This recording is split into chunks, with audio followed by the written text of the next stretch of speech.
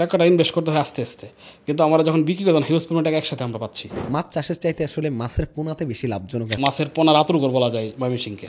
বাংলাদেশের 2 থেকে 2.5 কোটি লোক মাছ চাষের সাথে জড়িত, এটা আমরা হয়তো জানি না। এরকম ছোট ছোট এই যে আপনাদের পুকুর থাকে, এটাকে অনেকে কৃষি ব্যাংক বলে। মাছ চাষে লস বলে কিছু নাই, যদি তার প্রপার ম্যানেজমেন্ট সে ঠিকমতো করে যদি মাছ চাষে হারভেস্টিং করা পর্যন্ত নিতে পারে, তাহলে তার আসলে কোনো লস হওয়ার সুযোগ নাই এখানে। ময়মনসিংহের যে আবহাওয়া এবং পানি এবং মাটি, হ্যাঁ, এটা হচ্ছে মাছ চাষের সবচেয়ে উপযুক্ত। কনজিউমার লেভেলে কেমনে আরও ভ্যালুয়েবল করা যায়। মাছ চাষে আসলে লস বলে কিছু নাই যদি তার টোটাল ম্যানেজমেন্ট ঠিক থাকে। আসসালামু আলাইকুম সবাইকে। আজকে আমরা আরেকটা নতুন পর্বে হাজির হয়েছি। আজকে আমাদের সাথে আছে সাবির এগ্রো ফার্মের প্রতিষ্ঠাতা নাহিদ ভাই। নাহিদ ভাই মেনলি একজন কৃষিবিদ, এবং নাহিদ ভাইয়ের সাথে আজকে আমরা মাছের চাষ সব কিছু নিয়ে আসলে কথা বলবো। আমাদের আজকের এই পডকাস্টটা যেটা হবে যে একজন উদ্যোক্তা আসলে মাছ চাষে কিভাবে আগ্রহী হবে, সেই সকল বিষয় নিয়ে আমরা নাহিদ ভাইয়ের সাথে আজকে আলোচনা করব। প্রথমে নাহিদ ভাইকে ধন্যবাদ ভাই, এত ব্যস্ততার মাঝে আমাদেরকে সময় দিয়েছেন আপনি। তো আমরা আসলে মেন আলোচনায় চলে যাব মেনলি। নাহিদ ভাই, প্রথমত নাহিদ ভাই, বাংলাদেশে যেটা দেখা যাচ্ছে যে ইদানিংকালে অনেক বেশি মানুষ মাছ চাষের প্রতি আগ্রহী হচ্ছে, এইটা আসলে আপনি কিভাবে দেখতেছেন এবং এটার কারণ কি দেখতেছেন একটু যদি বলতেন। তো মাছ চাষটা হচ্ছে এখন বর্তমানে আমাদের সময়ে চলে এসে মাছ চাষটাতে আমরা এখন অনেকেই উদ্যোক্তা মাছ চাষে আসতেছে, এবং একটা সময় ছিল যখন মাছ চাষ হবে এটা কেউ কখনো কল্পনা করতে পারে না, আগ্রহী ছিল না, আগ্রহ ছিল না। এবং আমরা যখন ছোট ছিলাম এবং আমাদের বাবারা যখন ছিল, তো ওনারাও বলে যে মাছ চাষ যে হবে বাংলাদেশে, এটা আসলে কল্পনা করার ইয়ে ছিল, কারণ মাছে ভাতে বাঙালি, হ্যাঁ, আগে মাছ পরে ভাত, তো কথাটা ছিল এরকম। তো কাজে আমাদের ওইটা ওই মিনিং থেকে আমরা বুঝতে পারি আসলে কী মানে কীরকম মাছের প্রোডাকশন ছিল বাংলাদেশে। তো ওইটা এক সময় ছিল ওপেন ওয়াটার বডির মাছ। তো তখন আসলে পুকুরে মাছ চাষ হবে এটা কখনো চিন্তা করতে পারে নাই। আর এখন যেটা হচ্ছে সেটা হচ্ছে যে মাছ চাষটা ডে বাই ডে ইনক্রিজ হওয়ার কিছু কারণ হচ্ছে যে এটাতে এগ্রিকালচারে তো অনেক বিজনেসই আছে, সেই ক্ষেত্রে হয় মাছ চাষের জন্য অল্প জায়গায় হিউজ পরিমাণ প্রোডাকশন করা সম্ভব, যেটা এগ্রিকালচারে অন্য কোনো সেক্টরে সম্ভব না। এটা হচ্ছে আমার মূল থিঙ্কিং। আমি যেটা দেখতে পাচ্ছি, যেরকম আমরা একজন চাষি যদি, একজন খামারি বা একজন উদ্যোক্তা যদি চায় সে মাছ চাষ শুরু করবে, সে 1 একর জায়গায় 100 ডেসিমেলের জায়গায় সে এখন হিউজ পরিমাণ ইনভেস্ট করার স্কোপ আছে এখানে। কারণ এখানে হচ্ছে যে পানিতে মাছটা থাকে, হ্যাঁ, তো এখানে প্রোডাকশনটাও অনেক পরিমাণ নিয়ে আসা যায়, যেটা এগ্রিকালচার অন্য কোনো সেক্টরে সম্ভব না। এবং আমার কাছে মনে হয় যে ভাই, মানে অল্প সময়ে মনে হয় বেশি লাভ করার একটা পন্থা এই মাছ চাষের ক্ষেত্রে দেখা যায়। হ্যাঁ, যেটা বলতেছিলাম যে যেহেতু এখন মাছটা মানুষের একটা জিনিস হচ্ছে কি, আমরা মাংসের ক্ষেত্রে যদি বলি যে কন্টিনিউ মাংসটা কিন্তু মানুষ খেতে চায় না, 1 দিন 2 দিন 5 দিন 7 দিনের বেশি কিন্তু খাতে, কারণ মাছটা সে যদি চায় প্রতিদিনই কন্টিনিউ এটা আসলে খাবারের মেনুতে রাখতে পারে। তো রাখাতে হয় কি যে খাবারের প্রতি তার, মাছের প্রতি তার মানে অনীহা কখনো আসবে না যে মাছ খাবো না, এটা কেউ কখনো বলবে না। তো আর মাছের যেহেতু অনেক প্রজাতি আছে, তো এক এক মাছের টেস্ট এক এক রকম। যেরকম পুকুরে আমরা 3টা লেভেল বলি, লেয়ার, একটা উপরের স্তর, একটা মিডিল স্তর এবং নিচের স্তর। 3 স্তরের মাছে কিন্তু 3 রকমের টেস্ট, যেটা একই জায়গা থেকে সম্ভব, যেটা অন্য কোথাও সেক্টরে, এগ্রিকালচার অন্য কোনো সেক্টর থেকে এটা নিয়ে আসা সম্ভব না। তো যেরকম আমরা বলি, কেন বলছি যে মাছে মানুষের আগ্রহটা বাড়ার কিছু কারণ হচ্ছে যে এখানে আমরা যেটা দেখলাম, যদি প্রপার ম্যানেজমেন্ট করে কোনো উদ্যোক্তা বা কোনো নতুন খামারে যদি মাছ চাষে আসতে চায়, তো তার এখানে একটা মজার বিষয় হচ্ছে যে সে ছোটো থেকে একটা জিনিসকে বড় করতেছে, তার এটা একটা ভালো লাগা। তারপর হচ্ছে পানির সাথে যেতে সংশোধন, আমরা যেহেতু ফিশে আমরা যখন পড়াশোনা করি তখন ফিশের একটা সংজ্ঞা ছিল, fish is a cold blooded aquatic animal, হ্যাঁ। তো আমরা তো ওই সংজ্ঞাটাকে আমরা যদি মিনিংভাবে নেই, তাহলে আসলে এখানে সব মাছের সব আনসার চলে আসে যে শীতল রক্ত বিশিষ্ট প্রাণী, শীতল রক্ত বিশিষ্ট। তো এটা খুব দ্রুত আমাদের আবহাওয়ার সাথে অ্যাডজাস্ট হতে পারে, যেটা অন্য কোনো আমরা পোলট্রি বলতে পারি, গরু বলতে পারি, ক্যাটেল বলতে পারি, এক্ষেত্রে ওরা অ্যাডজাস্ট হতে পারে না। যেটা মাছ আমরা খুব দ্রুত, যেহেতু আবহাওয়ার টেম্পারেচারের সাথে পানির টেম্পারেচার খুব দ্রুত আর আপডাউন হয় না, আর একটা নির্দিষ্ট সময় পরে আপডাউন হয়। যেরকম মাছের ব্লাডে 7.4 থাকে পিএইচটা, তারপর টেম্পারেচার একটা মেনটেনের জন্য 26 আপ লাগে। তো এই ক্ষেত্রে আমরা দেখছি যে খুব সহজে মাছ চাষটা করা যায় যদি একটু প্রপার গাইডলাইন পাওয়া যায় আর কি। ভাই একটা জিনিস, মানে এই জিনিসটা আসলে আপনার সাথে একটু আগে আলোচনা করলাম যে আসলে ফাওয়ের হিসাবে দেখা যায় যে এফএওর হিসাবে দেখা গেছে যে বাংলাদেশ হলো মাছ চাষের দিক থেকে 5ম স্থান আছে, এবং আপনি আবার একটা তথ্য দিলেন যে এশিয়ার মধ্যে আবার সেকেন্ড। এটা দিয়ে আসলে বোঝা যায় যে মানুষ আসলে কত বেশি আগ্রহী হচ্ছে। এখন সেকেন্ড যে স্টেপটাতে আসলে দেখা যায় যে বাংলাদেশের ময়মনসিংহ জেলার মধ্যে মাছ চাষে বা চাষিদের মানে আগ্রহটা বেশি, এইটার কারণ কি এখানে? আচ্ছা, এখানে আপনাকে আরেকটা আমি ইনফরমেশন দিই, সেটা হচ্ছে যে আমরা আমাদের 2014-এ আমরা একটা জরিপ পেয়েছিলাম। সেটা আমাদের জরিপটা ছিল ডফের পক্ষ থেকে আমরা জরিপ পেয়েছিলাম। সেখানে আমরা প্রায় 12% লোক মাছ চাষের সাথে জড়িত, প্রত্যক্ষ এবং পরোক্ষভাবে, যেটা অ্যারাউন্ড অফ দ্য 2 কোটির মতো লোক হয়। বাংলাদেশ ব্যাংকে 2 থেকে 2.5 কোটি লোক মাছ চাষের সাথে জড়িত। এটা আমরা হয়তো জানি না যে মাছ চাষ না শুধু প্রত্যক্ষ এবং পরোক্ষভাবে জড়িত। এখানে মাছ বিক্রির সাথে জড়িত আছে, কালচারের সাথে জড়িত আছে, এবং বিভিন্ন ফিড ইন্ডাস্ট্রির সাথে জড়িত আছে, মেডিসিন ইন্ডাস্ট্রির সাথে জড়িত আছে। টোটাল আমরা যদি একটা অ্যানালাইসিস করি, প্রায় 2.5 কোটির মতো লোক আমাদের এই মাছ চাষের সাথে পরোক্ষভাবে এবং প্রত্যক্ষভাবে জড়িত। আচ্ছা আচ্ছা আচ্ছা, এটা হিউজ। এখন এবং হিউজ পরিমাণ একটা আমিষের সোর্স হচ্ছে মাছ, যেটা অন্য কোনো আমরা প্রাণীতে পাবো না। যে সোর্সটা আমরা মাছে পাই, মানে যে প্রোটিনের সোর্সটা। এবং আপনি একটা ইনফরমেশন পারলে সত্য জানতে পারবেন, সেটা হচ্ছে যে আমাদের যে ভিটামিন ডির যে একটা ঘাটতি, যেটা আমাদের করোনা ইফেক্টের সময় আমরা ভিটামিন ডি ডিফিসিয়েন্সি যাদের ছিল তাদের হয়তো উইক হয়ে গেছিলো, তারা ওই সময়টাতে তাদের ইমিউনিটি বুস্টআপ হয় নাই। তো এই ক্ষেত্রে আমরা একটা রিসার্চের মাধ্যমে আমরা পেয়েছিলাম এবং আমরা ডাটাতে, সেটা হচ্ছে যে আমাদের যে মাছগুলো আমরা খাই, তো এখানে আমরা তেলাপিয়া মাছটাকে আমরা প্রেফার করতেছি। সে কারণে তেলাপিয়া মাছটাতে হিউজ পরিমাণ ভিটামিন ডি আছে। তো আমরা তো দেখলাম যে একটা ভালো একটা সোর্স ভিটামিন ডির হচ্ছে আমরা ফিশ থেকে পাচ্ছি।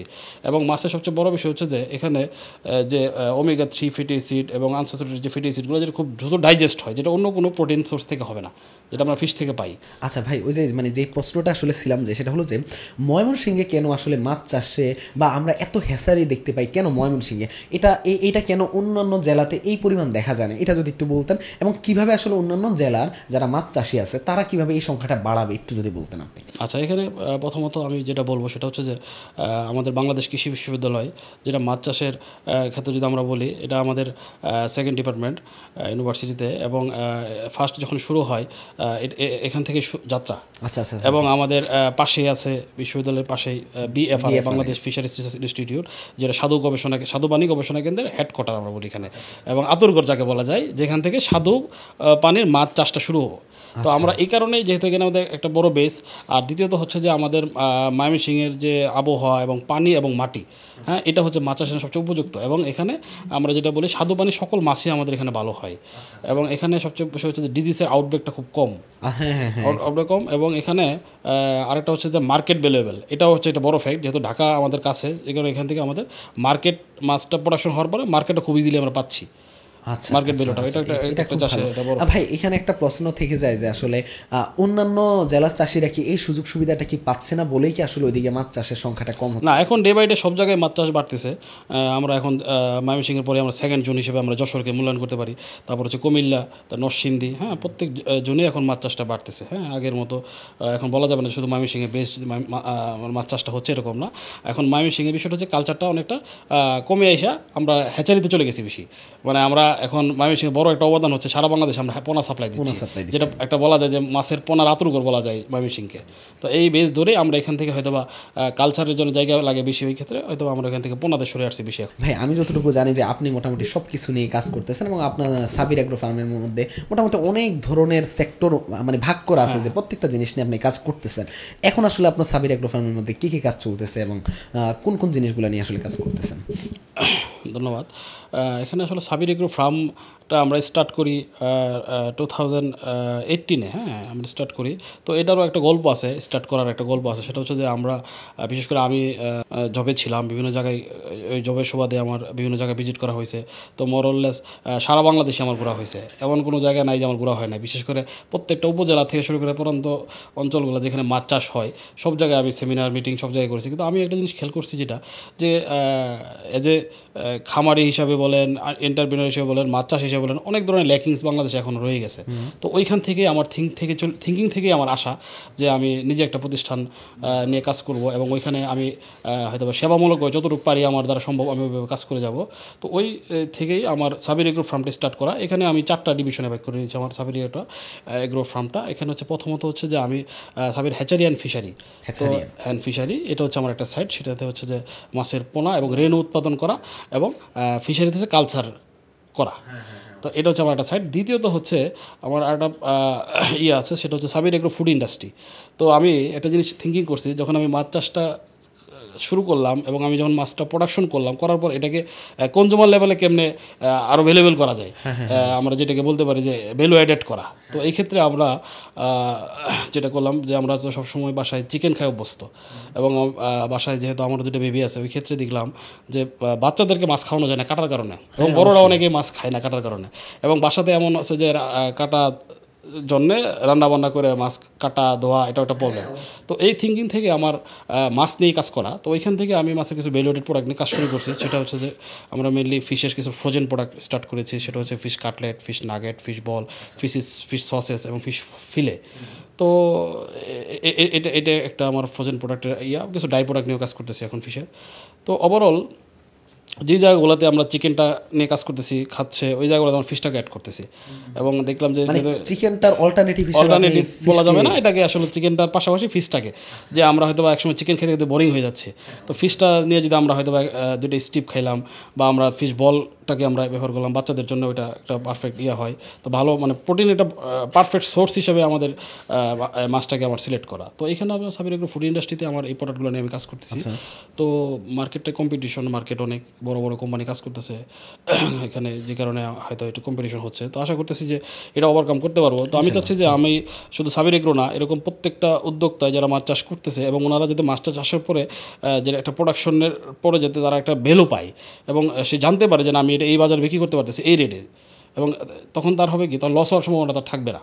তো ওই থিঙ্কিং থেকে আমার সাবির এগ্রো ফুড ইন্ডাস্ট্রিটা শুরু করা। আর দ্বিতীয়ত হচ্ছে একটা মজার বিষয় হচ্ছে যে আমি শুধু একাই যে মাছ চাষ করতেছি বিষয়টা এরকম না, আমি চাচ্ছি যে এটা নিয়ে আরও বৃহৎ আকারে কি আমরা কাজ করা যায়। ওই ক্ষেত্রে আমার Sabir aqua training and solution centre নামে আমি একটা ছোটো কনসালটেন্ট ফার্মও আমি স্টার্ট করেছি। এটার বয়স প্রায় 3 বছর যাচ্ছে। তো এখানে আমি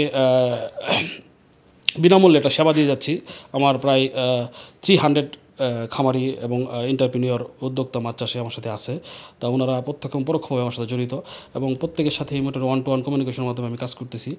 যেরকম আমার এখানে আমি ফ্রিতে যে কাজগুলো করি, ওনার পানি, মাটি এবং গ্যাস, আদার যে প্যারামিটারগুলো, এটা আমি ট্রিটমেন্ট আকারে ওনাকে দিচ্ছি। একজন উদ্যোক্তা শুরু করলে তাকে যত ধরনের সাপোর্ট দেওয়া যায়, হ্যাঁ এটা একটা। এবং শুধু এটাই না, তার মাছ কালচার থেকে শুরু করে হারভেস্টিং করা পর্যন্ত সম্পূর্ণ তদারকিটা আমি করার চেষ্টা করতেছি ফিজিক্যালি। আচ্ছা, লাস্ট ওই যে হজরত আলী ভাই আসছিল, তো হজরত আলী ভাইও আসলে দেখলাম যে একজন যদি চারা নেয়, চারা নেওয়ার পরে তার মোটামুটি যত ধরনের সাপোর্ট দেওয়া দরকার ওইটুকু দিয়ে উনি দেখলাম যে একজন উদ্যোক্তাকে হেল্প করে, মানে অনেকটা ওই রকমের টাইপ আপনার আবার মাছের ক্ষেত্রে এই দিকটাতে একটু হেল্প করে। হ্যাঁ, এই ক্ষেত্রে হয় কি, আমার কাছে দায়বদ্ধতা আছে, যেহেতু আমি নিজে একজন ফিশারিজ গ্র্যাজুয়েট। তো এই ক্ষেত্রে সবার মতো আমারটা হবে না। আমি চেষ্টা করি যে একজন উদ্যোক্তা বা একজন খামারি যাতে সে আউটপুটটা কী পাচ্ছে, যেরকম ওনাকে আমি বলে দিই একটা কোয়ালিটি সিড এবং কোয়ালিটি ফিড, এবং দেন হচ্ছে একটা কোয়ালিটি ম্যানেজমেন্ট, গুড ম্যানেজমেন্ট যাকে বলি আমরা। এবং যেহেতু আমাদের স্মার্ট এগ্রিকালচার চলে আসছে এখন প্র্যাকটিসে, তো আমরা এখানে কী ধরনের ডিভাইসগুলো আমরা ইউজ করতে পারি, এবং প্রোডাকশন কস্টটা আমরা কেমন বাড়াইতে পারি, কমাইতে পারি। কমানোর পরে আমাদের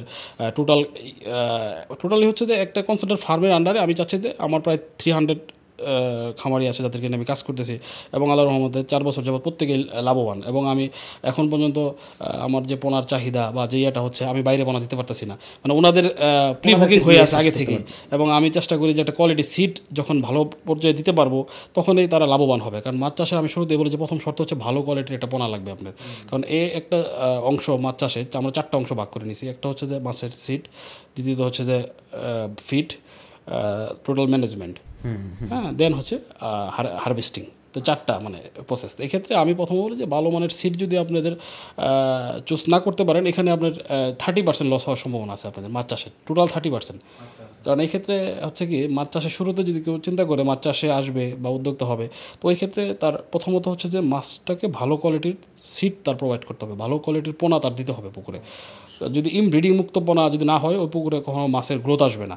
এবং আমাদের এখানে অনেক ম্যান আছে যারা আসলে এই ফিশারিজের দক্ষতা নাই, তাদের হয়তো বা পড়াশোনাও নাই, যে ওনারা জানেই না যে এটা সে ইনব্রিডিং মুক্ত না ইনব্রিডিং যুক্ত মাছ, যেটাকে আমরা বলি যে একই পুকুর থেকে যখন ক্রস করানো হয় তখন বাই বনে ক্রস হয়, যেটা আমাদের জেনেটিক্যালি ভাষায় বলি। তো ওই ক্ষেত্রে হয় কি ইনব্রিডিং, আর ওই মাছের গ্রোথটা কখনো ভালো আসবে না। তো এই ক্ষেত্রে আমরা ভালো কোয়ালিটির সিডের প্রতি গুরুত্বটা বেশি দিচ্ছি, কারণ হচ্ছে যে মাছ চাষের শুরুতেই একজন উদ্যোক্তা যখন মাছ চাষ শুরু করে তখন কিন্তু তার একটা হিউজ একটা ইনভেস্ট মাছের পোনা কিনতে। আর শুরুতে যদি পোনাটা ভালো কোয়ালিটির না হয়, একবার পোনা পুকুরে দিয়ে দিলে এই পোনা দ্বিতীয়বার বিক্রি করার আগ পর্যন্ত কিন্তু পুকুর থেকে সরানো কোনো স্কোপ নাই। তো কাজে ওইটাকেই ম্যানেজমেন্ট করতে হবে। এই থিঙ্কিং থেকে আসলে আমার পোনা নিয়ে কাজ করাটা শুরু হয়েছে। আর দ্বিতীয়ত হচ্ছে যে আমি চেষ্টা করি একটা খামারিকে কস্টিং কমানিকে মিনিমাইজ করানো যায়। যেরকম মাছ চাষে আমি এটাকে 3টা স্টেপে ভাগ করে নিয়েছি। মাছ চাষটাকে যদি 100 টাকা খরচ করে মাছ চাষে, এখানে 80 টাকায় হচ্ছে ফিড কস্ট, আর হচ্ছে 10 টাকা হচ্ছে পোনা, আর 10 টাকা হচ্ছে টোটাল ম্যানেজমেন্ট। হ্যাঁ, এই পয়েন্টগুলো নিয়ে আসবো ভাই, মানে এক এক করে আসতেছি। মেনলি এখানে একটা কথা আপনি বলছিলেন না যে আসলে আপনার অনেক দিনের যাত্রা হয়েছিল, এবং প্রথমে আপনি যে কথাটা বলছিলেন যে বাংলাদেশের বিভিন্ন জায়গায় ঘুরে আপনি ওই অভিজ্ঞতাটাকে কাজে লাগিয়ে মিললে আপনি আপনার নিজের প্রতিষ্ঠান সাবির এগ্রো ফার্ম নিয়ে কাজ করতেছেন।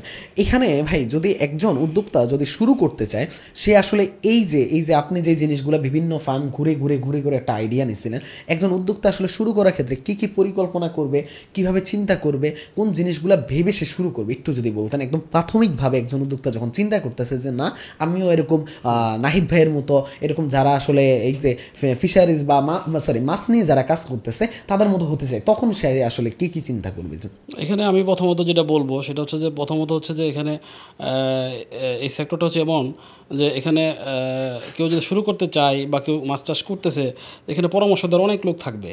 মানে যেরকম আমি যেটা ফিল করি এবং দেখি যে যার একটা পুকুর নাই সেও কিন্তু পরামর্শ দিতে চেষ্টা করে। কারণ আমি এই জিনিসটা বেশি ফিল করেছি ফিল্ডে যাওয়ার পরে, যে অনেক পুকুরে মাছ মারা যাচ্ছে, কেন মারা যাচ্ছে এটা হয়তো সে আইডেন্টিফাই করতে পারে না, কিন্তু সাথে একজন বলে ফেলতেছে এটা এই কারণে মারা যাচ্ছে, তুমি এটা দিয়ে দাও। তো এইটা হচ্ছে বড় একটা ইনফরমেশন। হ্যাঁ, তো এইখান থেকে আমাদের সরে আসতে হবে। দ্বিতীয়ত হচ্ছে যে ইউটিউবের মাধ্যমে যেভাবে ছড়াচ্ছে, হ্যাঁ এখানেও কিছু একটা ব্যাপার আছে। এখানে আমাদের জানতে হবে যে কোনটা রিয়েলিটি এবং কোনটা ফ্যাক্ট, এটা জানতে হবে। যেরকম আমি কেন বললাম কথাটা, যে আগামী প্রায় 3-4 বছর আগের কথা, তখন আমরা যখন স্টুডেন্ট থেকে আমরা যখন জবে ঢুকিয়েছিলাম, প্রায় 10 বছর আগের কথাই বলি আমি, 2012 সালের কথা, 12, 13, 14 ওই সময়টাতে দেখলাম যে বায়োফ্লকের একটা আলোড়ন শুরু হয়ে গেছিলো। কিন্তু এটার আসলে কোনো অ্যাপ্রুভাল নাই। এটা পরে শুনলে বললাম যে ইউটিউব দেখে আসলে যে এটা ইন্ডিয়ান একটা কালচার, যে ওখানে বায়োফ্লক মানে ঘরে মাছ চাষ, এবং এখানে অনেক উদ্যোক্তা তৈরি হওয়ার কথা ছিল, এবং অনেকে আসলে অনেক হিউজ পরিমাণ টাকা ইনভেস্ট করলো, প্রত্যেকে লুজার। কারণ এটা বাংলাদেশের প্রেক্ষাপটে সম্ভব না, কারণ এখানে সকল ধরনের প্যারামিটার মেনটেন করতে হয়, যেটা সম্ভব হবে না। তো এই ক্ষেত্রে আমি যেটা বলবো যে এই জায়গাগুলো থেকে প্রতারিত হওয়ার জায়গা আছে, এখান থেকে সরে আসতে হবে। এক কথা বলতে গেলে ভাই প্রপার পরিকল্পনা করে আসলে আসা লাগবে, পরিকল্পনা আসতে হবে, এবং তার দীর্ঘমেয়াদী এবং স্বল্পমেয়াদী 2টা পরিকল্পনা থাকা লাগবে আর কি। তো মাছ চাষের ক্ষেত্রে তো আমরা এটা একটা গেল। দ্বিতীয়ত গেল হচ্ছে যে ওনার যেহেতু এখন মাছ চাষটা সাইন্টিফিক ওয়েতে হয়ে চলে গেছে, এখন আর ওই গতানুগতিকভাবে মাছ চাষ করা যাবে না। কারণ আমার কথা হচ্ছে যে অল্প জায়গায় আমি কেমন প্রোডাকশনটা বাড়াইতে পারবো। তো ওই ক্ষেত্রে আমাদের সাইন্টিফিক ওয়ে দিয়ে আগাইতে হবে। এবং এখানে আমরা জিনিসটা যেটা বলবো যে BFRI আছে, তারপর হচ্ছে আমাদের ডফ আছে, ডিপার্টমেন্ট অফ ফিশারি আছে, তারপর হচ্ছে আমাদের বিভিন্ন ইউনিভার্সিটিগুলোতে ফিশারি ডিপার্টমেন্টগুলো আছে। তো আমরা বলবো যে এখানে এজ এ ফিশারিজ কনসালটেন্টের একজন পরামর্শের মাধ্যমে তার সয়েল টেস্ট করানো, তার হচ্ছে আবহাওয়াটা দেখা, যে ওই এনভায়রনমেন্টে কী মাছ চাষ করা যেতে পারে, এটা একটা বড় ফ্যাক্ট। মানে পোনা সিলেকশন, হ্যাঁ পোনা সিলেকশনটা হচ্ছে বড় ফ্যাক্ট, যে এখানে কোন স্পিসটা চাষ করা যাবে। হ্যাঁ, তো এই জিনিসগুলো কিছু সীমাবদ্ধতা আছে। তারপর হচ্ছে ফিডের ক্ষেত্রে কিছু ব্যাপার আছে, যে কোন কোয়ালিটির ফিডটা তাকে খাওয়াইতে হবে, এবং কোন সাইজের মাছকে কত % প্রোটিন তাকে খাওয়াইতে হবে, এবং তার বডি ওয়েটে কত % প্রোটিন দিতে হবে। এবং এটা একটা দ্বিতীয়ত আরেকটা বিষয় হচ্ছে যে মাছ ছাড়তে গেলে তার ডেনসিটিটার বড় ফ্যাক্ট। এটা আমি দেখছি সবচেয়ে বড় প্রবলেম আমি ফেস করছি বিভিন্ন ফিল্ডে করে, যে আপনার ডেনসিটিটাই অনেকে বোঝেন যে কোন মাছ কত পরিমাণ দেওয়া যায়, এবং কোন স্তরে কোন মাছ খায়, এবং কোন স্তরে কোন মাছের জন্য কী খাবারটা প্রোভাইড করতে হয়। কিছু কিছু মাছ আছে যেটা আমরা শুধু প্ল্যাঙ্কটন খাবে, সে কোনো রেডি ফিড খাবে না। তো ওই মাছেরকে যদি রেডি ফিড দেওয়া হয়, ওই খাবারটা ওয়েস্ট হবে। এবং তার বডি ওয়েটে লাগবে 5%, তাকে যদি দেওয়া হয় 10%, ওই 5%ই তার ওয়েস্ট হবে। আবার লাগবে 5% দিচ্ছে, 2%, 3% তার কোনো ডিফিসিয়েন্সি হচ্ছে, তাহলে আলটিমেটলি তার গ্রোথ পাবে না সে। মানে এক কথা বলতে গেলে টোটালি সাইন্টিফিক ওয়েতে মাছ চাষ করতে হবে এখন, একদম সাইন্টিফিক ওয়েতে, এবং মানে পরিকল্পনা নিয়ে BFRI এর কথা বলছেন আপনি, ডপের কথা বলছেন, তাদের হেল্প নিয়ে সে শুরু করবে একেবারে। যে এখন কথা হলো যে এখানে একটা জিনিস ভয় কাজ করে একজন উদ্যোক্তা, সে কত টাকা বিনিয়োগ করবে, সে আসলে কি পরিমাণ জায়গাতে শুরু করবে। কারো একটা ধরেন একটা পুকুর আছে, সে ওই পুকুরের মধ্যে কি কি চাষ করবে ধরলাম সে জানে, কিন্তু তারপরে আসলে কত টাকা, এই জিনিসগুলো নিয়ে একটু যদি বলতেন যে আসলে কি পরিমাণ টাকা নিয়ে, এবং আপনি আসলে কত টাকা নিয়ে শুরু করছিলেন, এই যাত্রাটা আপনার শুরু হয়েছিল একটু যদি বলতেন। আমি যখন শুরু করি তখন আমারটা যেটা বলি সেটা হচ্ছে যে আমি যখন শুরু করি তখন তো আসলে অ্যাট ফার্স্ট আমি শুরু করেছিলাম পোনা নিয়ে শুরু করেছিলাম। সেটা হচ্ছে যে আমি রেনু নিয়েছিলাম আর কি, ডিম, মাছের ডিম নিয়ে আমি পুকুরে দেওয়ার পরে ডিমটা প্রোডাকশন করেছিলাম প্রথম, এখান থেকে পোনা প্রোভাইড হয়েছিল। দেন তখন আমি কালচারে আগাচ্ছিলাম। তো তো এটা একটা বিষয়। আর একটা বিষয় হচ্ছে যে যেটা বললেন এখানে আসলে মানে বিনিয়োগের একটা বিষয়, বিনিয়োগটা হচ্ছে আসলে ডিপেন্ড করবে তার উপরে, সে আসলে কী পরিমাণ আউটপুট এখান থেকে নিতে চায় ওইটার উপরে ডিপেন্ড করে সে বিনিয়োগটা করবে এখানে। যদি সে বলে যে না আমি আউটপুটটা একেবারে একটা প্রাথমিক উদ্যোক্তার আসলে খুব বেশি বিনিয়োগ করার সামর্থ্য থাকে না এটা বলে মনে হয়, সেই ক্ষেত্রে আসলে তার কি করণীয় থাকবে একটু যদি। তো এই ক্ষেত্রে আমরা যেটা বলি একটা বিজনেস স্টার্ট করতে গেলে যেরকম হয়, তো আমি একটা জিনিস বলি অনেক বিজনেস তো আছে অনেক রকম, কিন্তু মাছ চাষের বিষয়টা হচ্ছে কি এটা এটা হচ্ছে ইনভেস্টটা কিন্তু করতে হয় আস্তে আস্তে। তো এটা এরকম হতে পারে যে একটা চাষি যদি তার 1 বিঘা জমি থাকে, নর্মালি বলি 1 বিঘা জমি থাকে 30 শতক, যেটা বলে 33 শতক, তো এখানে 3টা কালচারই করতে পারে সে। একটা হচ্ছে মিক্স কালচার হতে পারে, একটা হচ্ছে একক কালচার হতে পারে। তো অনেকের ক্ষেত্রে হয় কি যেটা আমরা বলি যে দীর্ঘমেয়াদী এবং স্বল্পমেয়াদী। দীর্ঘমেয়াদীর হচ্ছে লং টাইম একটা সময় থাকে 6 মাস থেকে 1 বছর পর্যন্ত কালচার করে একটা আউটপুট বের করে আনতে হয়। আর একটা হচ্ছে যে স্বল্পমেয়াদী, যেরকম আমরা রোটেশনারি 3 মাস পর পর বিক্রি করা। তো এই ক্ষেত্রে কিছু স্পিসিস আছে যেটা অল্প সময়ের মধ্যে হয়, যেটা হচ্ছে তেলাপিয়া, কই, এই মাছগুলো আমাদের খুব অল্প সময়ে আউটপুট করা হারভেস্ট করা যায়। তো এই আরেকটা হতে পারে যে আমরা শিং, পাবদা, গোলসা, ক্যাটফিট, যেটা এটা আমাদের লং টাইমের একটা 1 বছর মেয়াদি একটা কালচার থাকে 8 মাসের মতো। তো এই ক্ষেত্রে তার বিনিয়োগটা একটু বেশি করতে হয়। আর আমরা যেটা বলি যে একটা উদ্যোক্তার শুরুতেই যেহেতু সে জলপথে শুরু করতে যাচ্ছে, তো এই ক্ষেত্রে আমি বলবো যে অন্তপক্ষে 2টা বা 3টা পুকুর নিয়ে সে শুরু করতে পারো চাইলে। 2টা বা 3টা পুকুর নিয়ে শুরু করতে পারো, সে 3 মাসের মধ্যে আউটপুট বের করতে পারবে। এটা এটা বাংলাদেশে এটা আমাদের সম্ভব, কারণ হচ্ছে কি যে এখানে স্পিসিস উপরে ডিপেন্ড করে। যেরকম যে কই বললাম এটা 3 মাসে আমাদের আউটপুট আসে, তেলাপিয়া যেরকম 6 মাসে আমাদের আসতেছে। মানে একদম প্রাথমিকভাবে আসলে বিনিয়োগটা কি পরিমাণ হলে কত পার্সেন্ট লাভ হতে পারে এই 3 মাস পর, আপনি যেটা বলতেছেন যে আসলে 3 মাস পরে একজ্যাক্টলি এখানে আসলে ম্যানেজমেন্ট যদি সব ঠিক থাকে, যে তার সকল ম্যানেজমেন্ট ঠিক থাকে, আসলে মাছ চাষে কখনো লস নাই। আমি এটা বলবো যে মাছ চাষে লস বলে কিছু নাই, যদি তার প্রপার ম্যানেজমেন্ট সে ঠিকমতো করে যদি মাছ চাষে হারভেস্টিং করা পর্যন্ত নিতে পারে, তাহলে তার আসলে কোনো লস হওয়ার সুযোগ নাই এখানে। আর আউটপুটটা আমি যেটা বলি, আমি দেখছি এমনও অনেক গল্প না শুধু, সেটা শুধু আমারটাও শুধু বলবো না, আমি আমার পরামর্শে অনেকেই মাছ চাষ করতেছে এখন, আমি এমনও দেখছি যে প্রায় 50%ও প্রফিট হচ্ছে। 50% হিউজ, যেটা 50% প্রফিট বলতে পারে, যদি 1 লক্ষ টাকা ইনভেস্ট করে সেখানে 50,000 টাকা 60,000 টাকা ইনভেস্ট করে মানে 50,000 থেকে 60,000 টাকা আউটপুট চলে আসতেছে। এমনও রেজাল্ট পাইছি। আবার মোটামুটি আমরা বলতে পারি যে মাছ চাষে আসলে লস বলে কিছু নয়, যদি তার টোটাল ম্যানেজমেন্ট ঠিক থাকে আর কি। হ্যাঁ, মানে একজন চাষির আমি একটা দিন কথা শুনছিলাম যে মানে এরকম ছোট ছোট এই যে আপনাদের পুকুর থাকে, এটাকে অনেকে কৃষি ব্যাংক বলে। মানে ব্যাংক কেন বলে, এখানে এত পরিমাণ টাকা নাকি থাকে যে মানে খুব সহজে অল্পতে আসলে টাকা যে আমরা যে আউটপুটটা নিয়ে আসা। কারণ পানির নিচে বিষয়, তো পানির নিচে কালচার থাকে, পানির নিচে মাছ থাকে, আসলে অনেক কিছু অনেক ফ্যাক্ট দাঁড়ায়। সেটা হচ্ছে যে যদি সে যে কোনো সময় চাইলে বিক্রি করতে পারতেছে, একটা টাকা তার চলে আসতেছে। আবার যার 3টা পুকুর আছে, আমরা যেটা বলি রোটেশনই করা, যে ওনার একটা পুকুরে ধানি পোনা করলো আর একটা পুকুরে সে কালচার দিল, তাহলে হলো কি একটা সময় এই মাছটা বিক্রি করার সাথে এটা আবার কালচার দিয়ে দিল, যেটা আমরা বলি যে বছরে 4 বার পর্যন্ত বিক্রি করতে পারে। আমার এমনও যে আমার নিজেরই বলি, একটা পুকুরে আমি বছরে 3 থেকে 4 বার বিক্রি করতে পারি আমি। সেটা হচ্ছে আমার একটা বড় পুকুর আছে 2.5 একর, তো ওইটাতে আমি রোটেশনে কার্ভ ফেটারিং করি, যেটা আমি প্রতি 3 মাস পর পর বিক্রি করি মাছটা। তো মনে হয় যে না, এটা আমাদের একটা ওই যে ব্যাংকের মতো আর কি, 3 মাস পর পর আমাদের একটা টাকা আসতেছে, দেন আবার এটা ইনভেস্ট করতেছি। মানে দ্রুত লাভ আসে, এবং দ্রুত লাভের চাইতে বেশি আপনি শুধু মাছ তুলেন না, সাথে সাথে কিন্তু টাকাটাও পেয়ে যান আপনার বিক্রি করার। এবং এই যে একটা সেক্টর হচ্ছে মজা হচ্ছে যে আমাদের টাকাটা ইনভেস্ট করতে হয় আস্তে আস্তে, কিন্তু আমরা যখন বিক্রি করতাম হিউজ পরিমাণ টাকা একসাথে আমরা পাচ্ছি, যেটা আসলে অন্য সেক্টরে খুব কম পাওয়া যায় আর কি। হ্যাঁ, আপনি আজকে মাছ চাষ ছাড়া যদি অন্য কোনো ব্যবসা করতে চান, আপনি যে কোনো একটা ব্যবসা হতে পারে, আপনার হিউজ ইনভেস্ট নিয়ে বসতে হয়।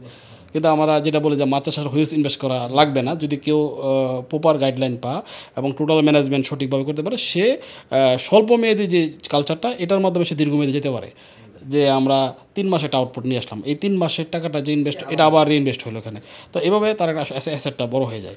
আচ্ছা ভাই, ওই যে কথাই ছিলাম যে একজন উদ্যোক্তা যখন শুরু করলো, সে আসলে অনেক সময় কনফিউজ থাকে যে আসলে আমি মিশ্র চাষ করব নাকি আসলে আমি সিঙ্গেলভাবে যে জিনিসটা হয় আর কি, এটাতে আপনি যদি কি মনে করেন? আমার কাছে শুরুতেই বলবো যে একজন নতুন উদ্যোক্তার ক্ষেত্রে মিক্স কালচারটার প্রতি আমি বেশি প্রেফার করব, কারণ হচ্ছে যে যেহেতু এখানে অনেক ধরনের রিস্ক ফ্যাক্টর জড়িত, অনেক ধরনের পানির প্যারামিটার থাকে, সয়েলের প্যারামিটার থাকে, তারপর হচ্ছে যে মাছের বডির বিভিন্ন ধরনের প্যারামিটার থাকে। হ্যাঁ, তো এই ক্ষেত্রে আমরা বলি যেটা অনেক সময় নতুন উদ্যোক্তার ক্ষেত্রে অনেক সময় ডিফিকাল্ট হয়ে যায় সব কিছু বোঝা। তো এই ক্ষেত্রে আমি যে শুরুতেই বলবো যে মিক্স কালচারে আসার জন্য, মানে আমরা যে মিক্স কালচার আসলে কি যে এখানে তার একটা আউটপুট আসবেই, মানে একটা না একটা মাঝে তার একটা আউটপুট বের হয়ে আসবে, মানে ক্ষতি হওয়ার সম্ভাবনা কম ক্ষতি হওয়ার সম্ভাবনা কম থাকবে। হ্যাঁ, তো এই ক্ষেত্রে আমি শুরুতে ব্যবহার করবো যে মিক্স কালচারে আসার জন্য আর কি।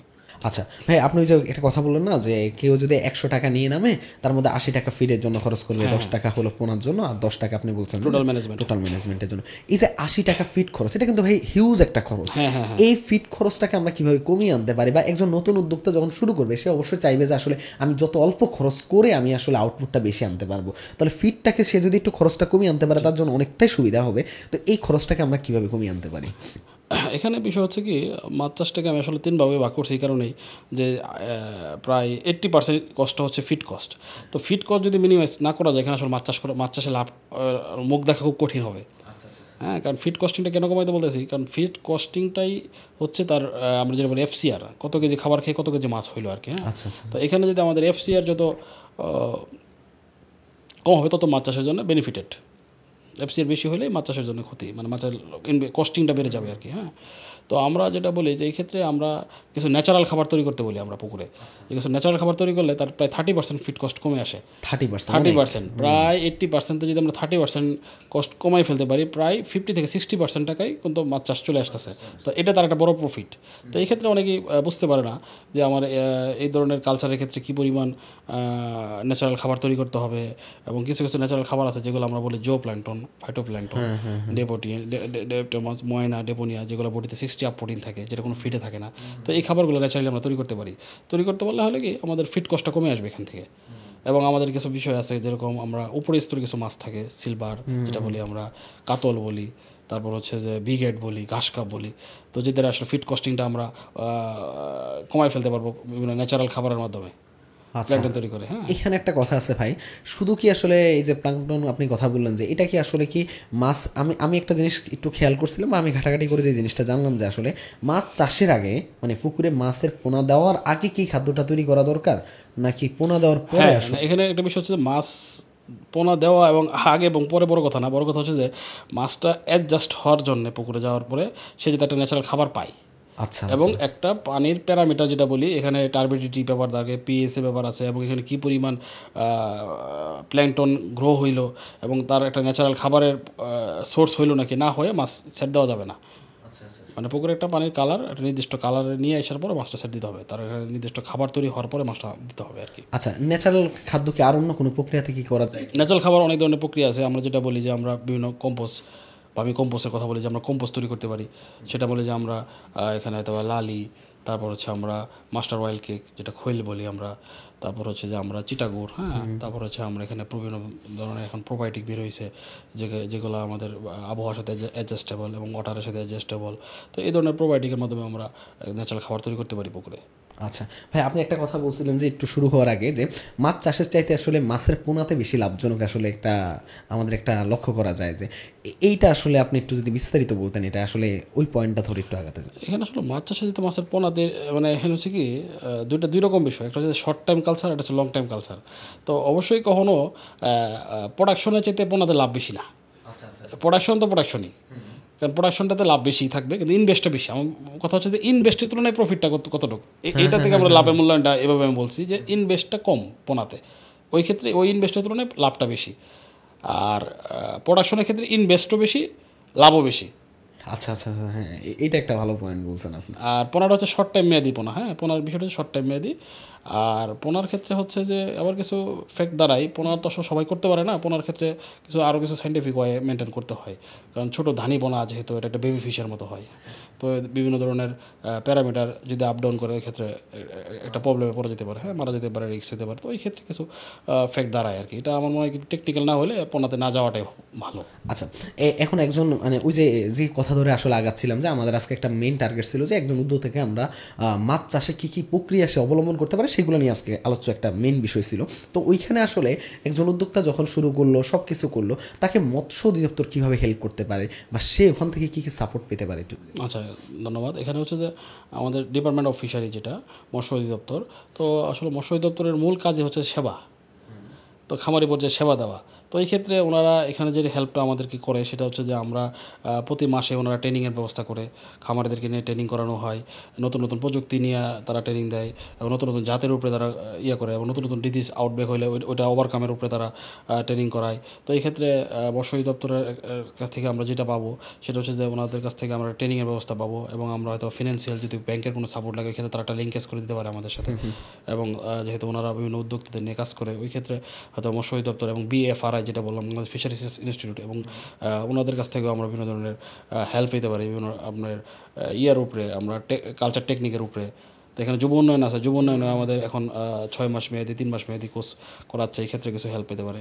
যেরকম আমি বলি, আমি রিসেন্ট কারিগরি শিক্ষা বোর্ডের সদস্য হিসেবেও আমি কাজ করতেছি মেম্বার হিসেবে। সেখানে আমরা ট্রেনার হিসাবে আমাদেরকে চুজ করেছে, আমরা ওইখানে বিভিন্ন খামারিদেরকে ট্রেনিং করানো। তারপর হচ্ছে আমি পাশাপাশি PKSF-এর সাথে কিছু কাজ করতেছি। সেক্ষেত্রে আমরা হয়তো NADB-র কিছু হেসাবের উপরে, ব্যাপের উপরে, তারপর হচ্ছে গ্যাপের উপরে, এগুলো কিছু আমরা ট্রেনিং আমরা নিজেরা করছি এবং আমরা দিচ্ছি। তো এই ধরনের ব্যাপারগুলো PKSF, তারপর হচ্ছে ডফ এবং মৎস্য অধিদপ্তর, তো এদের কাছ থেকে আমরা এই সাপোর্টগুলো নিতে পারি আর কি। ভাই এখন আসলে আমরা অনেকক্ষণ তো আসলে উদ্যোক্তাকে কীভাবে আসলে উৎসাহিত করবো সেটাই কথা বলতেছিলাম, যে আমরা একটু আপনার সাবির অ্যাগ্রো ফার্মে আবার একটু ফিরে যাই। আপনার সাবির অ্যাগ্রো ফার্মের মধ্যে এখন তো বর্তমানে আপনি অনেকগুলো পয়েন্ট নিয়ে কথা বললেন, যে সামনে আপনার সাবির অ্যাগ্রো ফার্ম নিয়ে আসলে কী কী পরিকল্পনা আছে যদি বলতেন। এখানে আসলে সত্যি কথা বলতে সাবির এগ্রো ফার্মের এখন যে পরিকল্পনাগুলো নিয়ে কাজ করতেছি সেটা হচ্ছে যে আমি শুধু নিজেই মাছ চাষ করবো তা না, আমি চাচ্ছি যে একটা কোয়ালিটি সম্পন্ন সিড প্রোভাইড করা খামারি লেভেলে এবং চাষি লেভেলে এবং উদ্যোক্তা লেভেলে এবং মাছ চাষের ক্ষেত্রে, যে আমি একটা ভালো কোয়ালিটির ভালো সিড প্রোভাইড করবো। পাশাপাশি হচ্ছে একটা ভালো টেকনিক্যাল সাপোর্ট যেটাকে বলি আমরা, এই সাপোর্টটা যদি দিতে পারি কোলাবোরেশন করে BFRI এবং ডফের সাথে, PKSF-এর সাথে যৌথভাবে বিভিন্ন আপনার হাত ধরে আরও অনেক উদ্যোক্তা আসুক। হ্যাঁ, আমি চাচ্ছি যে এই সেক্টরে আরও অনেকে আসুক এবং এখানে একটা রাইজিং সেক্টর, আমি ওভারে বলবো একটা রাইজিং সেক্টর এবং খুব দ্রুত ওভারকাম করা সম্ভব এই সেক্টরটাতে। এবং আপনি যে একটা কথা বললেন না, যে আসলে ক্ষতি নাই এই প্রফেশনে, আসলে পরিকল্পনা, হ্যাঁ ক্ষতি নাই বা পরিকল্পিতভাবে কাজ করতে পারলে এখানে লস হওয়ার কোনো সুযোগ নাই। কারণ আমরা শুধু মাছ চাষই করবো তা না, আমার সাবির এগ্রোর পক্ষ থেকে আমি যেটা এখন কাজ করতেছি সেটা হচ্ছে যে আমরা চাচ্ছি যে শুধু প্রোডাকশন নয়, প্রোডাকশনটাকে আমরা ভ্যালুয়েট করা যায়। তো আমার নেক্সট পরিকল্পনা আছে যে আমি বিশেষ করে ফিশ কালচারটার পরে যে প্রোডাকশনটা হচ্ছে আমার, এটাকে আরও কেমন ভ্যালুয়েট করা যায়, এটা বাইরে কেমন এক্সপোর্ট করা যায়। তো আমার এই প্ল্যানিং থেকে আমি এখন আগাচ্ছি যে আমি শুধু নিজেই প্রোডাকশন করবো না, ভালো কোয়ালিটির এবং ভালো কোয়ালিটির প্রোডাকশন করব এবং ভালো মানের মাছ উৎপাদন করব, যেটা শুধু বাংলাদেশ নয় মিডল ইস্ট সব জায়গায় যাতে আমরা এটাকে প্রোভাইড করতে পারি। এবং এই পয়েন্টটাতে আসলে আসার কথা ছিল ভাই, যে আসলে বাইরে GDP-র ক্ষেত্রে একটা ভালো অবদান রাখবে বাংলাদেশে। হ্যাঁ এটাই আসলে বাইরে এক্সপোর্টের পরিমাণটা এখন কেমন হচ্ছে। আর এই যে আপনি যে বললেন না যে সামনে একটা পরিকল্পনা আপনার এরকম আছে, বা বাংলাদেশের এরকম আরও অনেকে এই পরিকল্পনা নিলে তো হয়তো বাংলাদেশ আরও এগিয়ে যাবে। তো এখন আসলে এক্সপোর্টের পরিমাণ কেমন হচ্ছে বাইরে, এটা একটু যদি বলতেন। মাছ চাষে বা মাছ চাষে এখন আসলে তো আমাদের সাদা মাছটা ওই পরিমাণ এক্সপোর্ট হচ্ছে না, যেটা আমরা চিংড়িতে করতেছি, চিংড়ি হচ্ছে, ক্যাপ হচ্ছে। হ্যাঁ, তো আমরা এটা এক্সপোর্টটা হবে, সেই ক্ষেত্রে প্রথমত কিছু বাধা দাঁড়াচ্ছে, সেটা হচ্ছে যে কোয়ালিটি সম্পন্ন মাছ উৎপাদন আমরা করতে পারতেছি না এখন পর্যন্ত। এটা একটা বড় ফ্যাক্ট। যেরকম 90-এর দশকে আগে যেরকম ছিল, আমাদের প্রায় 70% ছিল open water body culture, open culture. আর এখন হচ্ছে আমরা বলি কালচার আর কি, ক্যাপ কালচার, যেটা আমরা চলে আসছে, যে ওপেন ওয়াটার বডি থেকে ক্লোজ ওয়াটার বডি, দুইটা কালচার আমাদের এখন। আমাদের যেরকম ক্লোজ ওয়াটার বডি চলে গেছে 70%, আর ওপেন ওয়াটার বডির কালচার চলে গেছে মাত্র 30%, যেটা 20 বছর আগে ছিল না। 20 বছর আগে ছিল কি, যে ওপেন ওয়াটার বডি ছিল 70%, নদীতে যেটা বলি আমরা, খালে বিলে, এখন ওই চাষটা নাই, এখন চলে আসছে কি ক্লোজ ওয়াটার বডিতে প্রায় 70 আপ। তো আমরা চাচ্ছি যে শুধু চাষ করলেই হবে না, কোয়ালিটি সম্পন্ন মাছ উৎপাদন করতে হবে, যেটা আমরা বাহিরেও এক্সপোর্ট করতে পারবো। তো বাংলাদেশে কিছু ল্যাকিংস আছে, সেটা হয়তো বা গভর্নমেন্টের পক্ষ থেকেও এখন কিছু ওভারকাম করার চেষ্টা করছে। যেরকম আমরা বলি এবং দেখি ফিল্ড লেভেলগুলোতে, যে মাছের পুকুরে বিভিন্ন লেয়ার চাষ করে মুরগি চাষ করতেছে, মুরগির বৈশিষ্ট্যটা দিয়ে দিচ্ছে, যেটা সরাসরি ইকুলাই ব্যাকটেরিয়া হিসেবে মাছ খাইয়ে নিতেছে, এবং এই প্রবলেমগুলো বড় ফেস করতেছি আমরা। তো চাচ্ছি যে এইগুলোতে গভর্নমেন্ট যদি আরও সতর্ক হয়, তাহলে হবে কি, যে কোয়ালিটি সম্পন্ন মাছ উৎপাদন করতে পারবো আমরা। আচ্ছা, আর যখন কোয়ালিটি সম্পন্ন মাছের প্রোডাকশন হবে, তখন দেন এটা বহির্বিশ্বে এটা অন্যরকম একটা চাহিদা হবে। এবং আমি প্রত্যেক জায়গায় একটা জিনিসকে বলি, যে ভিয়েতনাম আমাদের পরে স্বাধীন হওয়ার পরে ওরা একমাত্র মৎস্য সেক্টর থেকে আগায় গেছে। অবশ্যই আগানোর কিছু উদ্দেশ্য হচ্ছে যে তারা যে কাজটা করেছে, যে তাদের দেশে চীনের সাথে তারা একটা যৌথভাবে কাজ করেছে। সেটা হচ্ছে যে চীনের থেকে বড় বড় ফিড কোম্পানি ইন্ডাস্ট্রিগুলো ভিয়েতনামে তারা ফিড মিল করেছে, এবং পাশাপাশি তাদের সাথে একটা গভর্নমেন্ট টু গভর্নমেন্ট একটা কোলাবোরেশন করার পরে তারা একটা চুক্তিবদ্ধ হয়েছে যে আমাদের দেশে তোমরা ফিড মিল করো, মাছ প্রোডাকশন করো, দেন 70% মাছ তোমাদের দেশে নিতে হবে। তো বাংলাদেশ গভর্নমেন্ট এটা কখনো করতে পারে না, এবং এটা আমার মনে হয় এটা যদি করে, যেহেতু এশিয়ার মধ্যে সেকেন্ড, তা আমার মনে হয় এই একটা সেক্টর দিয়ে বাংলাদেশ অনেক দূর চলে যাবে। অবশ্যই এটা আমরা আশা করি যে, এবং যেহেতু বাইরে অনেক ফিড কোম্পানি বাংলাদেশে চলে আসছে, তো ওদের সাথে একটা কোলাবোরেশন করা, যেরকম আমরা বলি সিপি, টঙ্গয়ে, নিহুব, এই কোম্পানিগুলো চায়না কোম্পানি, তো সবাই হিউজ পরিমাণ একটা বাংলাদেশে তারা ইনভেস্ট করেছে এবং হিউজ পরিমাণ একটা প্রফিট তারা নিয়ে যাচ্ছে ওদের দেশে। কিন্তু আমরা যদি ধরে রাখতে পারি ওইভাবে যে না, আমাদের কাছ থেকে তোমরা প্রায় 50%-এর মতো প্রোডাকশন তোমাদের নিতে হবে, যেটা ভিয়েতনাম করেছে। হ্যাঁ, তো ওই ক্ষেত্রে ওদের ওইটা হতে হয়েছে কি, তাদের প্রোডাকশন কস্টটাও তারা দেখতে পাচ্ছে এবং তাদের প্রফিটও বুঝতে পারতেছে তারা। অবশ্যই, না একটা ভালো একটা পয়েন্ট আপনি, যে আমি এই জিনিসটা আইডেন্টিফাই করতেছি যে আমরা যদি জাস্ট একটা সেক্টর, শুধু ফিশ সেক্টরটা নিয়ে যদি আমরা কাজ করতে যাই, এখানে অনেক দূর যাওয়া সম্ভব। অবশ্যই, মানে বাংলাদেশে আসলে প্রত্যেকটা সেক্টরে যদি এরকম যদি একটু চিন্তা ভাবনা করে আসলে কাজ করা যায়, তাহলে অবশ্যই বাংলাদেশ আরও এগিয়ে যাবে। আরও কিছু ভ্যালুয়েডেড প্রোডাক্ট যদি আরও তৈরি করতে পারে, যেরকম ডাই প্রোডাক্টের ভিতরে ফিশ চানাচুর, ফিশ লুডুস, ফিশ পাপড়, হ্যাঁ, ফিশ সসেস, তারপর হচ্ছে যে ফিশ পাউডার, এই আইটেমগুলো একটা সময় ওয়ার্ল্ড ওয়াইজ এখনও আছে, কিন্তু বাংলাদেশ থেকে আসলে ওইভাবে তো আমরা প্রোডাকশন করতে পারতেছি না। আচ্ছা, এটা কারণ কি? এইটা আপনি কিভাবে দেখেন? কিছু টেকনোলজির ঘাটতি আছে, তো ম্যানেজমেন্টের ঘাটতি আছে। এই ক্ষেত্রে হচ্ছে প্রথমত বললাম যে ভালো কোয়ালিটির প্রোডাকশন আমরা পাচ্ছি না। আমরা যে মাছটা, যে মাংসটা যেটা মাছের, আমরা এটা আসলে ভালো কোয়ালিটি যদি না হবে, হ্যাঁ, এখানে হচ্ছে যে বিভিন্ন ধরনের প্রবলেম দাঁড়াচ্ছে। সেটা হচ্ছে যে প্রথমত হচ্ছে যে ভালো ম্যানেজমেন্ট আমাদের এখানে হচ্ছে না, ভালো ম্যানেজমেন্ট আমরা করতে পারতেছি না। ওই যে বললাম যে ফিডের একটা বড় ব্যাপার, 80% কস্ট ফিডে। এখন ফিডে যদি আমরা ভালো কোয়ালিটির ফিড প্রোভাইড না করতে পারি, ওই মাছের স্মেল থাকবেই, ব্যাড স্মেল যেটা বলি আমরা, তো ওইটা দিয়ে আমরা ভালো কোনো প্রোডাক্ট আশা করতে পারি না। তা আমি যেটা বলি সব জায়গায়, যে আমরা সব জায়গায় মোটামুটি দেখি যে আমাদের দড়ি ফিশ বা বাসা ফিশ, যেটা আমরা হোয়াইট পাঙ্গাসটা নিয়ে কাজ দেখতেছি এখন। তো হোয়াইট পাঙ্গাসটা বাংলাদেশে যেহেতু প্রায় 70% প্রোডাকশন পাঙ্গাসের, তো এটা দিয়ে একটা হিউজ পরিমাণ মার্কেট আমাদের কিন্তু করা সম্ভব। ভাই, পাঙ্গাসের কথায় আসলাম, যে আমি কয়েকটা জায়গায় একটু ঘাটাঘাটি করতে গিয়ে পাঙ্গাসের ক্ষেত্রে বিশেষ করে বড় পাঙ্গাসগুলো আমাদের ময়মনসিংহে অনেক বেশি চাষ হয়। বড় বড় যে পাঙ্গাসগুলো অনেক বড় সাইজের, এই বড় পাঙ্গাসগুলোতে আমি যতটুকু শুনলাম যে, বা এটা কতটুকু সত্য আসলে আপনারাই ভালো বলতে পারবেন, যে বড় পাঙ্গাসগুলোকে বড় করার ক্ষেত্রে মানে মৃত যে আমাদের আছে পশুগুলো আছে, যেমন ধরেন মুরগি, এই জিনিসগুলা মানে খাওয়ায় এটাকে বড় করে, এটা কতটুকু সত্য, এটা আপনার কাছে কি মনে হয়? এবং এটা আসলে যদি হয়ে থাকে, তাহলে এটা তো আমাদের বডি বা আমাদের শরীরের জন্য অনেকটাই ক্ষতিকর, একটু যদি বলতেন।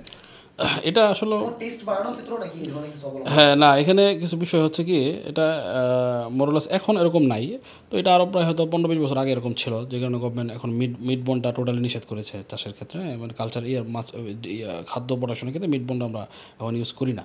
তো এই ক্ষেত্রে আসলে ওটা বলতে পারি না যে আসলে এখন ওই মুহূর্তে আর ওই জিনিসটা হচ্ছে, এখন ওইটা হচ্ছে না। এখন মোটামুটি মাছ চাষের ক্ষেত্রে, খাদ্য প্রোডাকশনের ক্ষেত্রেও মোটামুটি কোয়ালিটি সম্পন্ন যে মেটেরিয়ালসগুলো, এগুলো ইউজ করা হচ্ছে এখন আর আগের মতো নাই। ভাই, একটু এবার একটা পয়েন্টে আসি, সেটা হলো যে আপনার আসলে এই মানে মাছের সাথে সম্পর্ক কত বছর হয়ে গেছে? মাছের সাথে সম্পর্ক আসলে যখন বিশ্ববিদ্যালয় জীবন থেকে যদি বলি, মাছের সাথে সম্পর্কটা আসলে আমি বিশ্ববিদ্যালয় ভর্তি হওয়ার আগ পর্যন্ত চিন্তা করি না যে আমি ফিশারিজ নিয়ে পড়াশোনা করবো আর কি। আর মাছ বলতে কি, আমার গ্রামের বাড়ি যেখানে, তো এখানে আবার একটা পুকুর ছিল। আমাদের অডিয়েন্স হয়তো বা জানে না যে ভাই কিন্তু আমাদের বাংলাদেশ কৃষি বিশ্ববিদ্যালয়ের এক্স স্টুডেন্ট ছিল, এবং এখন বাংলাদেশ কৃষি বিশ্ববিদ্যালয় ভাই কিন্তু, ভাই যদি আপনি একটু বলেন আপনার ব্যাপারে, আপনি একটু সব কিছু বলেন যদি। জি, আমি বাংলাদেশ কৃষি বিশ্ববিদ্যালয় থেকে ফিশারিজে অনার্স মাস্টার্স কমপ্লিট করা। আর হচ্ছে যে ফিশারিজের যে বিষয়টা দাঁড়াচ্ছে এখানে, সেটা হচ্ছে যে মাছ চাষটা যখন আমি মানে মাছের সাথে জড়িত হয়েছি, তো যেটা বলতেছিলাম ছোটো থেকেই আর কি, আমার একটা পুকুর ছিল বাড়িতে আমাদের, তো আমরা আসলে ন্যাচারালি ওই যে মাছগুলো হয়, ওই মাছগুলোই খাই অভ্যস্ত আমরা, নিজে হাতে ধরা, বসি দিয়ে ধরা, করে ধরা, ওইভাবেই করা।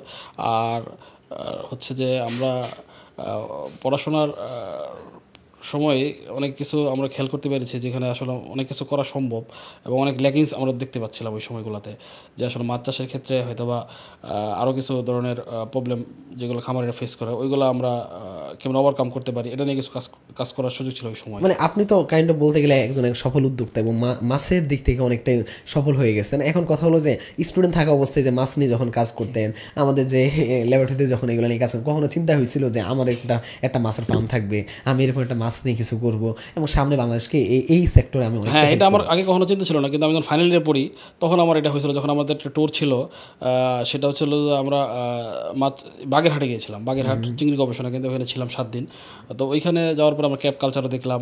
তো দেখলাম যে আমাদের তো আসলে হিউজ পরিমাণ সুযোগ আছে আমাদের প্রোডাকশন বের করে নিয়ে আসার। তো ওইখান থেকে আসলে আমার সত্যি কথা বলতে আমি আসলে গভর্নমেন্ট জবের প্রতি এরকম আগ্রহ হয়ে যে আমি ট্রাই করা বা ওরকম হয়ে ওঠে নাই। কারণ আমি মাস্টার্স ভর্তি হওয়ার সাথে সাথে কিন্তু জবে ঢুকে পড়ছিলাম। আচ্ছা আচ্ছা। হ্যাঁ, তো প্রাইভেট জবে ঢোকাতে তখন বিভিন্ন জায়গাগুলোতে ভিজিট করা হয়েছে, ঘোরা হয়েছে। তখন দেখলাম যে না, এটা খুব রাইজিং একটা সেক্টর, যেখানে আসলে কেরিয়ার গড়া খুবই ইজি এবং অ্যাজ এ ফিশারিজ গ্র্যাজুয়েট হিসেবে আরও ইজি। যে জিনিসগুলো আমরা হয়তো 4 বছর বা 6-5 বছরের যেটা অনার্স মাস্টার্সে আমরা পড়ছিলাম, তো ওই সময় খুব কঠিন মনে হতো, যে কিছু টার্ম ছিল খুব কঠিন, যে আমার সাবজেক্টগুলো যেগুলো পড়তাম। কিন্তু যখন দেখলাম যে না, এটাই হচ্ছে বাস্তবতা, হচ্ছে এটা। তো আমি যেটা বলি সবসময়, আমাদের শুধু বাংলাদেশ কৃষি বিশ্ববিদ্যালয়, প্রত্যেকটা বিশ্ববিদ্যালয়ে প্রত্যেকটা স্টুডেন্টকে আমরা বলি যে ফিশারিজের যারা স্টুডেন্ট, প্রত্যেকের জন্যই মাস্ট বি 6 মাসের একটা ইন্টার্নি অবশ্যই জরুরি। এবং শুধু 6 মাস না, আমি বলি যে প্রত্যেকটা সেমিস্টারের পাশাপাশি এখানে হয়তো বা 2 ক্রেডিট হতে পারে, 2 ক্রেডিট বা 3 ক্রেডিট হতে পারে, যেটা আমার শুধু প্র্যাকটিক্যাল থাকতে হবে। এবং শুধু ফিল্ড প্র্যাকটিক্যাল না, এটা একদম ফিল্ড লেভেলে প্র্যাকটিক্যাল, যেটা বলবো যে খামারি পর্যায়ে যেতে হবে, চাষটা আসলে কেমনে হচ্ছে এটা দেখতে হবে। তো যেরকম আমরা যে জিনিসগুলো নিয়ে করছি, এখানে আসলে স্পেশালিস্ট হওয়ার কিছু বিষয় দাঁড়ায়। সেখানে হচ্ছে যে আমরা আসলে অনার্স মাস্টার্সের পরে ভর্তিতে আসলে আমাদের ওরকম কোনো প্রাতিষ্ঠানিক শিক্ষা নাই, এর পরবর্তীতেও কিছু যেটা দরকার। আমি বলি যে শুধু স্বাদু পানির ক্ষেত্রে স্বাদু পানি নিয়ে কাজ করার একটা টেন্ডেন্সি, তারপর হচ্ছে মেরিন কালচারের ক্ষেত্রে মেরিন ওয়াটার নিয়ে কাজ করার একটা টেন্ডেন্সি। তো আলাদা করে যদি হয় তাহলে ওই ক্ষেত্রে আরও রাইজিং করা সম্ভব, মানে আরও টেকনোলজি ডেভেলপ করা সম্ভব এখানে। তো এই জায়গাগুলোতে যদি গভর্নমেন্ট হয় তাহলে হয়তো বা আমরা আরও দূর পর্যন্ত আগে যেতে পারবো এখানে। হ্যাঁ, স্পেসিফিকভাবে কাজ করার অনেক স্কোপ আছে এখানে আর কি। কারণ আমি তো যে দেখলাম যে মাছ চাষের ক্ষেত্রে কেউ যদি চায় সে শুধু পোনা নিয়ে কাজ করবে, পোনা নেই। কেউ যদি শুধু তার মাছের ডিম রেনু নিয়ে কাজ করে, শুধু রেনু নিয়ে সে কাজ করার মতো হিউজ পরিমাণ স্কোপ। এবং স্পেসিফিক অনেক কালচারই করা সম্ভব বাংলাদেশে। যেরকম মানে মাছের ক্ষেত্রে আমরা বলি যে যেহেতু অনেক স্পিসিস, তো এই ক্ষেত্রে আমরা বলি যে এক এক স্পিসিসের ভ্যালু এক এক রকম, তো আমরা আসলে এখানে অনেক রিসার্চের ঘাটতি আছে, আরও রিসার্চ করার সুযোগ আছে এখানে। তো আমরা যদি এরকম হয় তাহলে হয়তো বা আরও প্রোডাকশন বাড়ানো সম্ভব বাংলাদেশে, শুধু সেকেন্ড না। আমার কিন্তু মনে হয় যে বাংলাদেশ ওয়ার্ল্ডে ফার্স্ট হওয়া সম্ভব এটা, মানে কালচারে। এবং আমাদের যে আবহাওয়া, যে পরিবেশ এবং যেভাবে মাছ বাড়ে, মানে এটা অকল্পনীয়। মানে ওয়ার্ল্ডে অন্য কোনো কান্ট্রিতে এত সহজে এই পরিমাণ মাছ প্রোডাকশন হয় না। এবং আমরা হিউজ পরিমাণ ডেন্সিটিতে মাছ চাষ করি। এবং আমি শুনলে অবাক হবেন যে আমরা যে পাঠ্যপুস্তকে যেভাবে পড়ে আসছি, তা আমার এখানে মনে হয় যে আসলে বাস্তবমুখী কিছু শিক্ষা দরকার, যে আমাদের শুধু ফিশারিজেও এবং প্রত্যেকটা সাবজেক্টের সাথে আমার মনে হয় কিছু বাস্তবমুখী বলতে কীরকম, যে আসলে রিয়েলিটি কী, মাঠ পর্যায়ে রিয়েলিটি কী হচ্ছে। শুধু কালচার বলেই শেষ না, বা শুধু ম্যানেজমেন্ট বলেই শেষ না। তো আমার মনে হয় যে প্রত্যেকটা সাবজেক্ট ওয়াইজ আসলে এখানে কাজ করার অনেক সুযোগ আছে, যে আসলে রিয়েল বাস্তবতা কোনটা, যেটা আমরা পড়ে আসছি ডেন্সিটির যে বিষয়গুলো। তো আলটিমেটলি আমরা আসলে মাছ চাষে এসে দেখলাম যে না, যদি টোটাল ম্যানেজমেন্ট ঠিক মতো করা যায়, সব কিছু করা যায়, হিউজ পরিমাণ প্রোডাকশন করা সম্ভব অল্প জায়গা থেকে। অবশ্যই। তো এখানে আসলে গভর্নমেন্টের অনেক কিছু থাকে। তো এই ক্ষেত্রে আসলে আমরা এখন আরও প্লাস পয়েন্ট হচ্ছে যে বিভিন্ন কোম্পানিগুলো প্রাইভেট সেক্টরে অনেক দূর আগে আসছে। তো আমি এখানে বলবো যে শুধু ডফ না, বিএফআরআই না, আমার মনে হয় এদের চেয়ে অনেক দূর আগে আছে বিভিন্ন কোম্পানিগুলো প্রাইভেট সেক্টরে, বিশেষ করে ফিটকো ইন্ডাস্ট্রিগুলো। এরা যে পরিমাণ টেকনিক্যাল সাপোর্টগুলো খামারি পর্যায়ে দেয়, আমার মনে হয় না গভর্নমেন্ট থেকে এই পরিমাণ সাপোর্ট খামারিরা পায়। তো এই ক্ষেত্রে আমরা বলবো যেটা মাছ চাষের ক্ষেত্রে আসলে অনেক ধরনের বিষয় দাঁড়ায়। তো আমরা যেটা বলবো যে খামারিদেরকে আরও কেমন সম্পৃক্ত করা যায় প্রপার ট্রেনিংয়ের মাধ্যমে, প্রপার গাইডলাইনের মাধ্যমে, এবং কোয়ালিটি সম্পন্ন ফিড সিট প্রোভাইডের মাধ্যমে। তো এখানে গভর্নমেন্টের অনেক ধরনের সুযোগ আছে। যেরকম আমরা বলি যে এগ্রিকালচার সেক্টরের মধ্যে পড়ে ফিশারি, কিন্তু বাট কিছু বৈষম্যতা এখানে আছে। সেটা হচ্ছে যে এগ্রিকালচারে যেরকম সেচের ক্ষেত্রে সেচের আলাদা লাইন, কিন্তু আমাদের মাছের ক্ষেত্রে কিন্তু এটা বাণিজ্যিক হারে চলে গেছে, কারেন্টের কারেন্টটা। কারণ এটা আসলে মানে একটা বৈষম্য করা এখানে। তো এই ক্ষেত্রে খামারিদেরকে, যেহেতু এটা এগ্রিকালচার একটা সেক্টর, এবং শুধু সেক্টর না, একটা মেজর সেক্টর কিন্তু এগ্রিকালচার বলা যায় আর কি। হ্যাঁ, তো এই ক্ষেত্রে হয়তো বা মৎস্যটাকে নিয়ে আরও স্পেশাল কেমন গভর্নমেন্ট কিছু করতে পারে নাকি, যেরকম মৎস্য অধিদপ্তর, মৎস্য প্রাণী সম্পদ মন্ত্রণালয়ের আন্ডারে। আমার মনে হয় দুইটা মন্ত্রণালয় আলাদা করে যদি মৎস্যটাকে আলাদা করা যায়, হয়তো আরও রাইজিং করা সম্ভব। আরও রাইজিং করা সম্ভব। যেরকম আমরা এগ্রিকালচারে দেখি যে এগ্রিকালচারে বিভিন্ন উপজেলাগুলোতে অনেক ধরনের পোস্ট, কিন্তু ফিশারিতে এই পরিমাণ নাই। তো এখানে আসলে কাজ করার অনেক সুযোগ আছে। আর মাছ চাষটা কেন বলবো না, যে মাছ চাষটা অল্প জায়গাতে সম্ভব। যেরকম আমরা এগ্রিকালচারের সাথে মাছ চাষ সম্ভব, শুধু পুকুরটাই দিয়ে আমরা শুধু মাছ চাষ করছি তা না, পুকুরের পাটটাকে কিন্তু আমরা এগ্রিকালচার বড় একটা সোর্স হিসেবে আমরা করতে পারি আর কি। যেখানে এগ্রিকালচারের ক্ষেত্রে হতে পারে, ফুডসের ক্ষেত্রে হতে পারে, পাটটাকে আমরা একটু টোটাল প্রপার ইউটিলাইজিং করলে এখানে বড় একটা আউটপুট বায়ো প্রোডাক্ট হিসেবে আমরা কিন্তু নিতে পারি এখান থেকে। মানে এগ্রিকালচার এবং ফিশারিজকে আমরা একসাথে সংযোগ করতে হবে। আমরাও চাই যে আসলে বাংলাদেশ মাছ উৎপাদনে অনেক বেশি এগিয়ে যাক। তো ভাই, আমরা একেবারে শেষ দিকে চলে আসছি। আবার আপনাকে ধন্যবাদ জানাচ্ছি আসলে আমাদেরকে সময় দেওয়ার জন্য। আর মেনলি কথা হলো যে আজকের পর্ব থেকে আমরা একটা জিনিস শেখার চেষ্টা করছিলাম যে আসলে একজন উদ্যোক্তা আসলে কিভাবে কোন প্রক্রিয়াতে আসলে মাছ চাষে বা মাছগুলা চাষ করবে, মাছের পোনা থেকে শুরু করে ভাইয়া সব বিষয়গুলো নিয়ে কথা বলছে। এবং আমরাও চাই নাহিদ ভাইয়ের মতো এরকম আরও অনেক উদ্যোক্তা তৈরি হোক বাংলাদেশে, এই প্রত্যাশাই ব্যক্ত করি। এরকম আরও প্রত্যেকটা পর্বতে আমরা নতুন নতুন একজন উদ্যোক্তাকে নিয়ে আসার চেষ্টা করতেছি। শুধু উদ্যোক্তা না, আপনারা হয়তো বা বিভিন্ন ধরনের গেস্ট আমাদেরকে দেখতে পাচ্ছেন। কৃষি আরও সমৃদ্ধ হোক এই প্রত্যাশা ব্যক্ত করে আজকের পর্বটা শেষ করতেছি। কী শিখেছেন অবশ্যই একটা কমেন্ট করে জানিয়ে দিবেন। এই পর্যন্তই, সবাই ভালো থাকুন, সুস্থ থাকুন, আসসালামু আলাইকুম।